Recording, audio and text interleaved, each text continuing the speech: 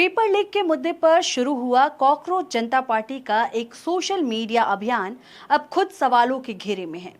शुरुआत में दावा किया गया कि यह पूरी तरह जनता का आंदोलन है, किसी राजनीतिक दल का नहीं है। मंच से साफ कहा गया कि किसी भी राजनीतिक पार्टी के नेता को जगह नहीं दी जाएगी।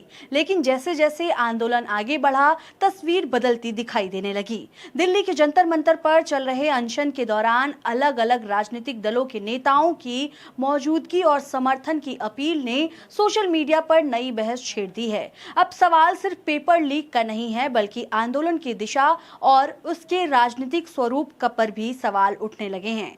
इसी बहस के बीच पत्रकार रोहिणी सिंह की एक सोशल मीडिया पोस्ट भी तेजी से वायरल हो रही है। उन्होंने सवाल उठाया कि जब आंदोलन का मकसद सरकार से जवाब मांगना है, तो चर्चा इस बात पर क्यों हो रही है कि कौन सा विपक्ष का नेता आया और कौन नहीं?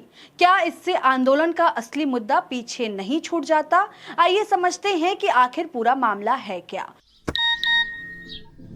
रिंकू, हाँ जी, ये देख। आगे तो चले। सत श्री अकाल बीजी। सत श्री अकाल पुत्र। अब साफ दिखाई दे रहा है बीजी। बहुत साफ दिखाई दे रहा है। बीजी इतने टाइम बाद नए चश्मे बनवा ही लिए। किसी अपने ने पैसे भेजे और हर महीने पैसे भेजेंगे। वाह, बोना ते टू टू होगी थोड़े 1 तरीक तो बाद। ये थोड़े पैसे ने, ਇਹਦੇ ਨਾਲ कोई अमीर नहीं हो जाना। तुसी मावा भैणा नू सत्कार दे के मैनू खुशी मिलती है इस गल दी। मुख्यमंत्री माँ बेटी सत्कार योजना, आपका अपना भगवंत मान। पेपर लीक के खिलाफ सोशल मीडिया पर कॉकरोच जनता पार्टी का एक अभियान शुरू हुआ। इस अभियान का मुख्य मुद्दा था शिक्षा मंत्री धर्मेंद्र प्रधान के इस्तीफे की मांग। सोशल मीडिया पर इस अभियान को बड़ी संख्या में लोगों ने शेयर किया, लाइक किया और रिपोस्ट किया। कई लोगों ने इसे छात्रों की आवाज बताई। इसके बाद दिल्ली के जंतर मंतर पर अनशन शुरू हुआ। आंदोलन से जुड़े लोगों ने कहा कि यह किसी राजनीतिक दल का मंच नहीं है। आपको मैं यहाँ पे ये बता दूं कि इस समय जो सीजीपी के फाउंडर हैं यानी अभिजीत दिपके, उनका एक वीडियो काफी ज्यादा सोशल मीडिया पे वायरल है, जिसमें उन्होंने ये कहा था कि ये मंच किसी भी राजनीतिक दल के लिए मंच नहीं है। अगर कोई भी विपक्ष या सत्ता पक्ष किसी के लिए भी नहीं है। अगर विपक्ष में रहे नेता पहले काम किए होते ढंग का, तो आज ये दिन नहीं आता। इसलिए सीजीपी का जो सीजीपी बना है इसीलिए बना है, इसलिए यहाँ पे कोई भी राजनीतिक दल के कोई भी नेता यहाँ नहीं आ सकते हैं। लेकिन अब यहाँ किसी भी पार्टी के नेता को मंच साझा करने की अनुमति नहीं होगी, ऐसी बातें कही गई थी। इस बयान के बाद से आंदोलन को एक गैर राजनीतिक पहल के तौर पर पेश किया गया। लेकिन समय के साथ तस्वीर बदलती दिखाई देने लगी। आंदोलन की जगह पर अलग अलग राजनीतिक दलों के नेताओं की मौजूदगी की तस्वीर और वीडियो सोशल मीडिया पर वायरल होने लगे। आम आदमी पार्टी के नेताओं ने समर्थन जताया, समाजवादी पार्टी के सांसद भी पहुंचे, यानी आम समाजवादी पार्टी के नेता भी समर्थन जताएं। लगातार कई विपक्ष के नेता जंतर मंतर पर पहुंच रहे हैं। इसी दौरान आंदोलन से जुड़े अभिजीत दिपके ने नेता प्रतिपक्ष यानी नेता विपक्ष राहुल गांधी से भी जंतर मंतर आने की अपील की। इसके बाद सोशल मीडिया पर सवाल उठने लगे कि यदि शुरुआत में मंच को पूरी तरह गैर राजनीतिक बताया गया था, तो अब राजनीतिक समर्थन को किस रूप में देखा जाए। सोनम वांगचुक जो लगातार वहां पे यानी जंतर मंतर पे अनशन पर बैठे हुए हैं, जब उनसे एक मीडिया में सवाल किया गया, जब उनसे एक सवाल किया गया कि आप नेता विपक्ष अभी तक यहाँ पे नहीं आए हैं, आप इस पर क्या कहेंगे और क्या सोचते हैं, तो उस पे उन्होंने इस सवाल के जवाब पर उन्होंने कहा था कि अगर राहुल गांधी नहीं आते हैं तो लोग यानी जनता उन्हें पसंद नहीं करेगी। यहीं से बहस में नया मोड़ ला दिया गया। पत्रकार रोहिणी सिंह ने सोशल मीडिया प्लेटफॉर्म एक्स पर लिखा, फिर यहाँ इतना हंगामा क्यों मचाया जा रहा है कि फला विपक्षी नेता क्यों नहीं आए? इससे सरकार की जवाबदेही से ध्यान हटाकर विपक्ष की मौजूदगी या गैर मौजूदगी पर फोकस कर दिया जाता है, जबकि इससे आंदोलन का असली मुद्दा ही पीछे छूट जाता है। इसी के साथ आपको बता दें कि पत्रकार रणविजय सिंह ने भी इस पूरे मुद्दे पर सवाल करते हुए कहा कि ऑड डे विपक्ष काम नहीं कर पाया, इसलिए सीजीपी का जन्म हुआ। हमें विपक्ष के नेताओं की जरूरत नहीं है, इवन डे विपक्ष के नेता हमारा सपोर्ट क्यों नहीं कर रहे हैं? उन्हें सीजीपी का समर्थन करना चाहिए, नहीं तो सब जान जाएंगे कि वो राजनीति कर रहे हैं। पत्रकार रणविजय सिंह ने एक और पोस्ट करते हुए लिखा कि बहुत से लोग सवाल कर रहे हैं कि राहुल गांधी सीजीपी के प्रोटेस्ट में क्यों नहीं जा रहे हैं। मतलब यहां भी सवाल मोदी से नहीं किया जा रहा है, चालाकी से निशाना राहुल गांधी को बनाया जा रहा है। सोनम वांगचुक भूख हड़ताल कर रहे हैं, उनकी मांग सरकार से है, जवाबदेही भी सरकार की है, मोदी की है। राहुल गांधी वहां जाए या ना जाए ये सवाल नहीं होना चाहिए।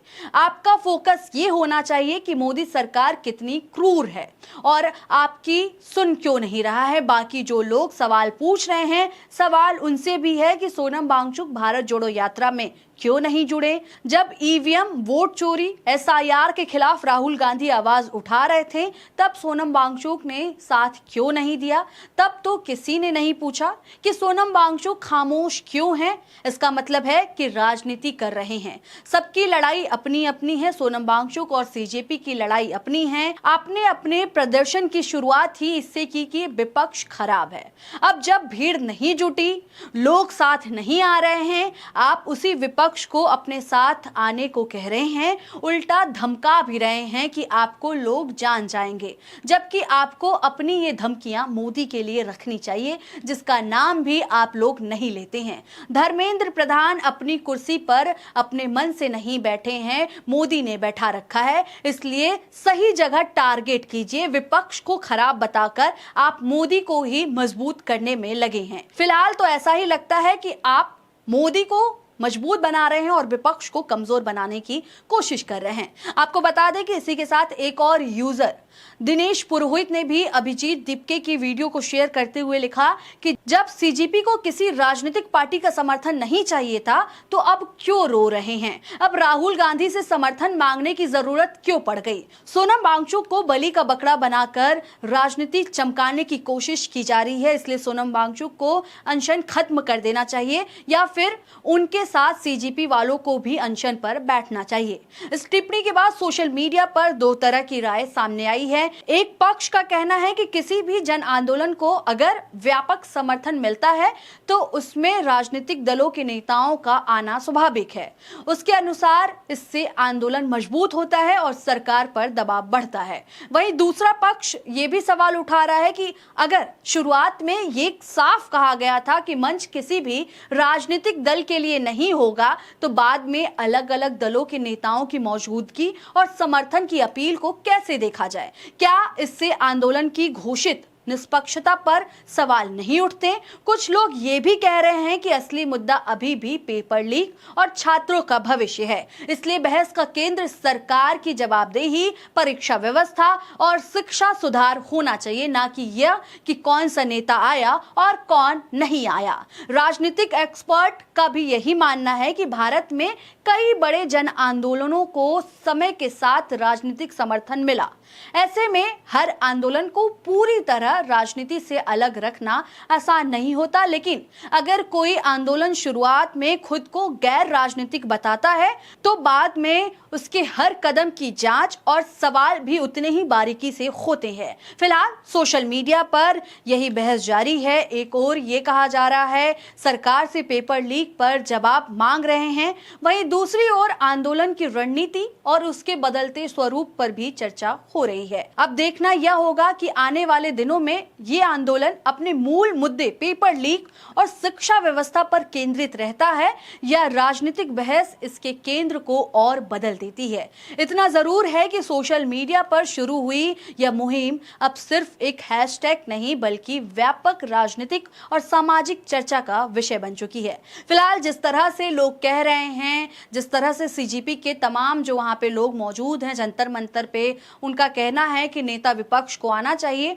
और अब जिस तरह से लोग कांग्रेस के समर्थक हैं जो उनका कहना है कि आप पहले प्रधानमंत्री नरेंद्र मोदी से तो सवाल कीजिए, उनको उनके आने की बात कीजिए। फिलहाल इस रिपोर्ट में इतना ही है। आपको क्या लगता है इस पूरे मामले में, आप क्या सोचते हैं? जिस तरह से पहले कहा गया था कि ये मंच राजनीति मंच नहीं है और अब बाद में ये कहा जा रहा है कि नेता विपक्ष यहाँ नहीं आए हैं इसलिए जनता उन्हें देखेगी, इस पे आपकी क्या राय है? आप क्या सोचते हैं? अपनी राय हमें कमेंट्स के जरिए जरूर बताएं। तब तक के लिए देखते रहें बोलता हिंदुस्तान। शुक्रिया।